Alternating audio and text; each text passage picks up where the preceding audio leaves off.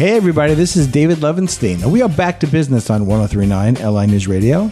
If you are a business owner or professional, please contact me at my show at jvcbroadcasting.com. That's my show at jvcbroadcasting.com. I would love to hear what you have to say. I know all of Long Island will as well, and they will be loving this interview I have with Dr. Tommy O'Brien, host of the Ask Dr. Tommy O show, which can be heard every Thursday. Wednesday. Every Wednesday. I'm sorry, at 4. At 4 p.m. And I am delighted to have him in the office. We got to talk. Summer's coming, right? Yes. And people put on a whole bunch of weight during the wintertime and during COVID itself, because we were kind of like, not doing much of anything, right? Yes, the COVID pounds. Oh, the COVID pounds. It used to be the freshman 15. Yes, and now it's the COVID. The COVID 20. The COVID 20. Okay, so let's talk about that, okay? Yes. Let's define weight. I know you did this recently on a show of yours, okay? But I really want to talk about it because it's very interesting to me. Because I look at you, for example, okay? And you obviously work out a lot. Yes. Okay? So I would imagine because you're a big bone, you're muscular, you are probably are you a weightlifter, like heavy weights? What do you do? Not anymore. Yeah, no, I lift. I lift intense. I don't lift heavy weight anymore. My body just can't tolerate. Okay, it. but you're a very muscular guy. Yes. So, but your weight and your height, if you would just go on a scale and not talk about your muscle density, your bone density, you probably come in as obese. No. What? No. No? Morbid obese. Oh, morbid obese. Yes. But you're not. That's correct. Right, you're not, because you're muscles, and you're I can look at you and I can see that you're very thick boned. Right. So when you look at those obesity charts, right, they're a little deceiving to people, Yep. So then how can people really determine, what their proper weight should be? Right. Well, there's two formulas, as I explained on my show. You have the body mass index, and that was a difficult formula because it's squared and all this. Made it easier so you have an application. It's a chart, yeah. Yeah, and then you just put your height and weight in. Sometimes I don't even ask you what sex you are. Right. Well, that's right, because you have to factor in. There's factors that you have to factor in when you're coming up with a formula.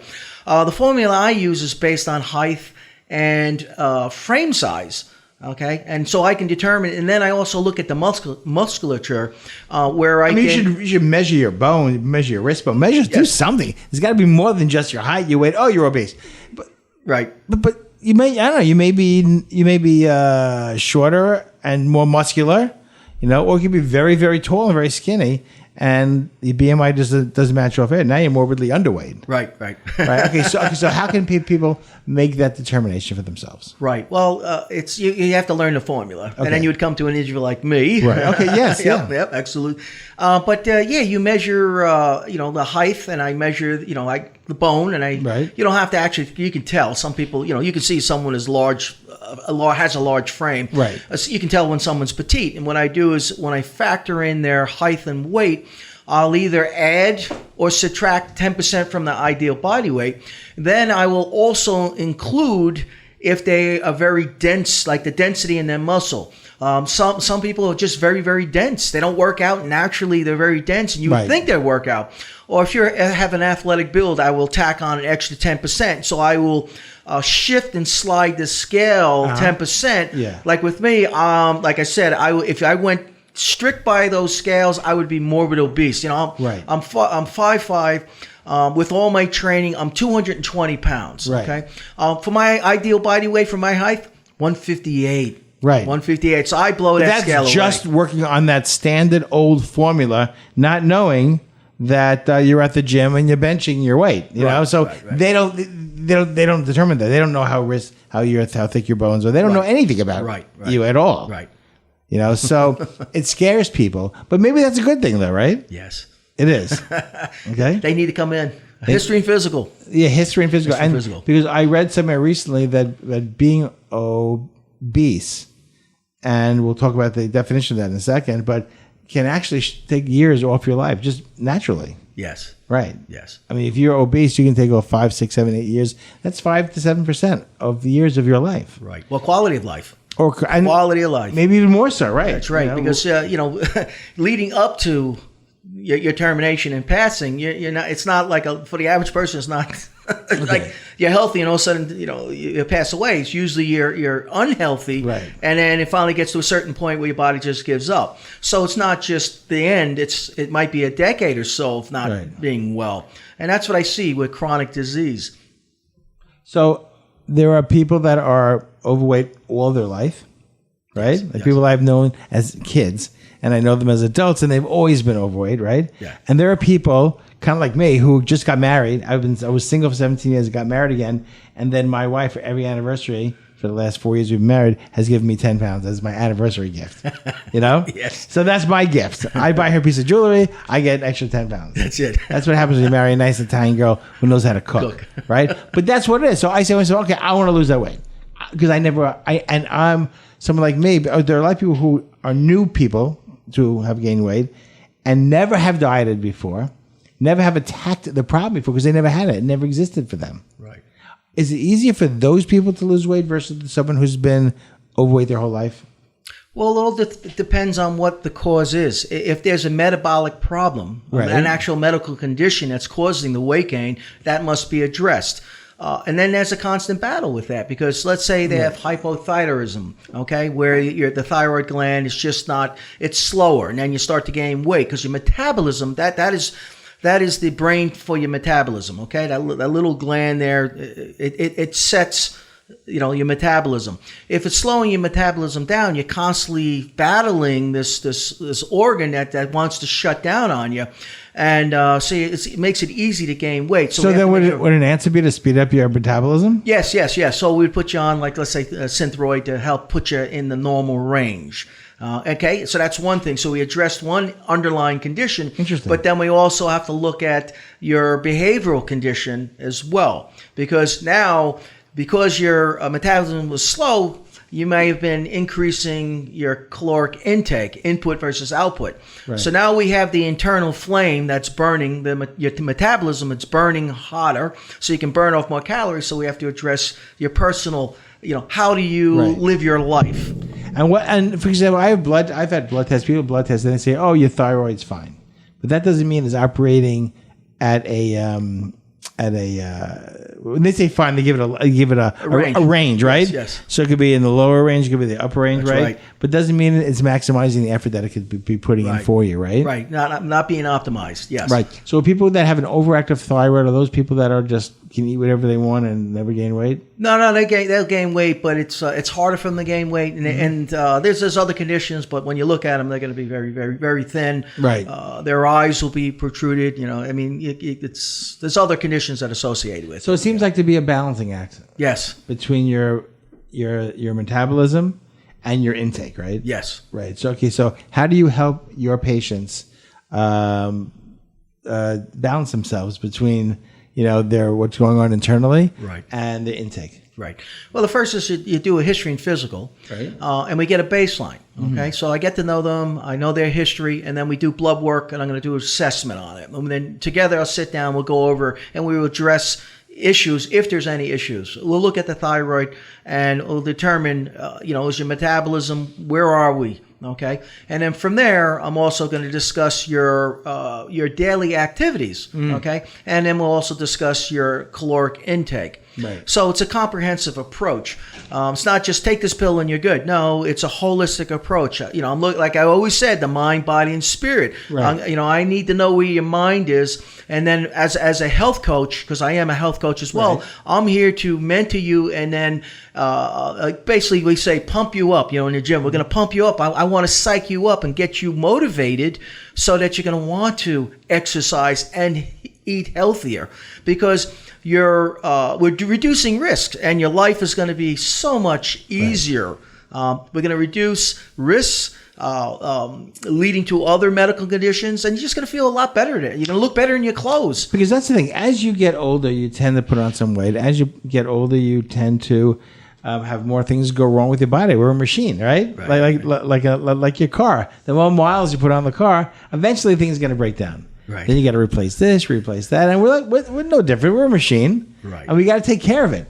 And you want to hear the interesting thing? Like if we're driving around, right, and you hear a knock in your car, you hear a noise in your car, the first thing you do is you take it to the mechanic. But like you said in other shows, you said don't wait. Because sometimes if you wait, it's too late, right? Yeah. So you hear something in a car, oh, I got to go to the mechanic. But in your body, you just, I'll take an aspirin, I'll just sit at home. Why wouldn't, you're the mechanic. You're like a mechanic, you're a doctor. Why wouldn't we just go see you straight away? Right. Well, right? It's you don't feel, well, I got something wrong with me. It hurts when I breathe. Go to the doctor. Right. Don't figure it. Don't Google it. You know, I don't Google my car when it breaks down. I go to a mechanic, man. Right. Well, part of the problem is educating the community. Right. We are reactive. We practice reactive medicine versus proactive or preventative medicine. And this is where you want to practice preventative medicine because we can address issues, if there are any, in their early phases. Or just get a history and physical, and even if everything's healthy, you know that your baseline is normal. And then if something pops up, then you can come back and I can compare it to, and then we can, address it immediately. Right. So let's talk about you now. Now, Dr. Tommy, you can visit him by first visiting his website at drtommyo.com. That's drtommyo.com. He's got a gorgeous office in Patchogue.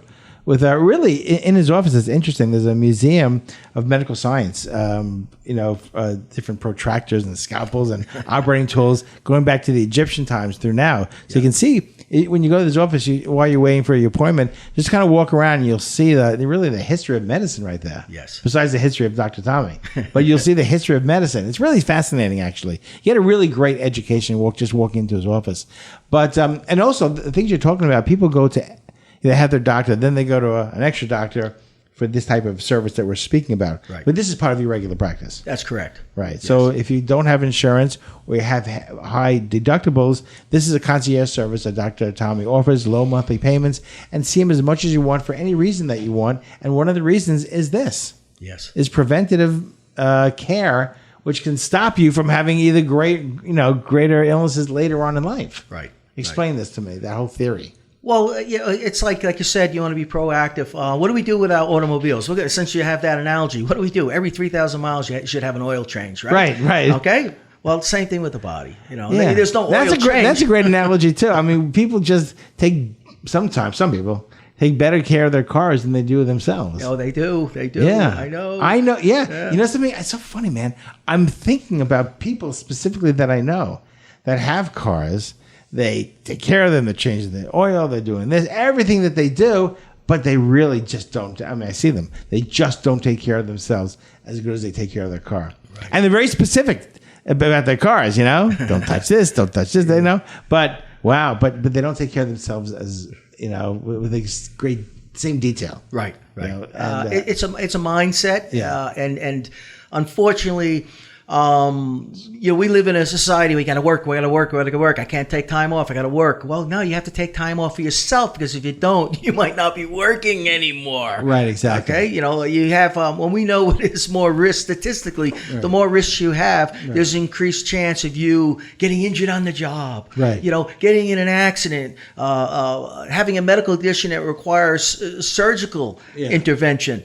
So let's reduce those risks so you can have a healthier life. And you're an osteopath, so you also provide manipulation as well as a regular medical practice, right? Yes, correct. And you're a family physician. Mm-hmm. So everything. How'd you say it from the birth to the? From womb to tomb. Oh, from womb to tomb, right? That's right. I delivered. I can deliver. I haven't delivered since 1993. In our area, we have OBGYNs, and every obstetricians. Street, yeah. So, I mean, if I was living out in Montana or but you can deliver a baby. Absolutely. I delivered some babies. Yeah. I said, this is not for me. I'll just. Why? That's to me, that should be, in my mind, that would be the greatest type of doctor to be, bringing life into this world. It's unique. What a woman's body's able to do, what the gift that they were given to. We don't have that gift. Men do not have that gift. Yeah. And then when I saw what happens to the body, because I'm there and I'm looking, I'm like, whoa. I said, it's unique. I just said, but with all the bodily fluids that were coming out, I said, no, this is just that's not supposed to bother you. Yeah. Oh, yes, that's not why every doctor is a OBGYN, that's right? Right. Yeah, that's right. Everyone has their limits. Their limit. Like that. That's right. But you have kids. Yes. yeah, you have kids, but somebody else delivered those. That's right. You were on the other side of the table. That's right. As we all were.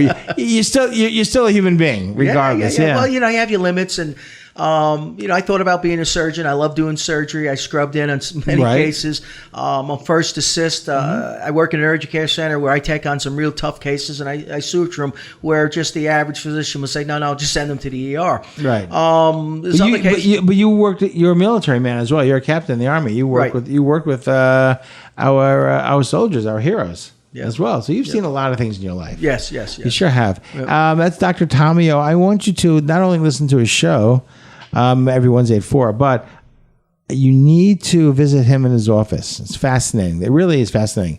Go to drtomio.com. Again, visit drtomio.com. The office is in Patchogue, and there's a wonderful concierge service. It's like a gym membership. You pay a monthly membership fee and see him as often as you like. As often as you like. And by the way, the $100, that is $100 a month, right? You can apply that. You can put that into your insurance company and get a refund on that if you like. Right. But anyway, if you have high deductibles, if you don't have insurance, if insurance doesn't cover certain type of visits, like dietitians and things like that, or chiropractic care, these are the kind of things that you can get at Dr. Tomio's office. He's an osteopath. He provides holistic health care. Diet, medical marijuana as well, right? That's correct. And not too many physicians out there. They have to be certified through New York State. Right. Yeah, not many. And you wrote a couple of best-selling books about medical marijuana. Yes. You have an old website too, Dr. Tommy MMJ, right? Yeah. Yeah, I saw that when I was looking when I first met you. Right. Dr. Tommy MMJ. You learn about his books, but just go to Amazon.com and put Dr. Tomio, and you'll see his books up there. And there are links to them on your website as well. Yeah, well, the books are on the website. They Absolutely. Are. Yeah. Okay, so it's drtomio.com. Drtomio.com. Again, offices in Patchogue, monthly concierge service, and see him as often as you like, you and your entire family. It's really just a wonderful, wonderful service that he's offering our community. Special discounts to vets, right? Not veterinarians, but vets. Sorry, to vet. Yeah, we take care of them. We take care of your own. Yep. And so, if you're a vet and you want to be seen by another vet who really cares, who's been a doctor for vets, for the beginning of for a good majority of your career, actually, right? Yeah, that's correct. Yeah. This is the guy. You were stationed in New York. You saw all the soldiers off. Yep. And you saw them when they came back. And when they came back, Dr. Tommy O. Okay, so we're talking about obesity, and we're getting to the summer. So right now, we're heading at the end of the wintertime. What's a realistic amount of weight people can actually lose? They say 2 pounds, but not a week. But I see people that lose 5-6 pounds a week. What is a realistic? Well, the standard is 2.5 pounds. We're talking healthy, okay, healthy. When you're first starting to lose weight, you're losing a lot more than that, and then you hit a plateau. Right. Because you're losing water weight as well. Plus but our bodies are 70% water, so that would seem to make sense. Yes.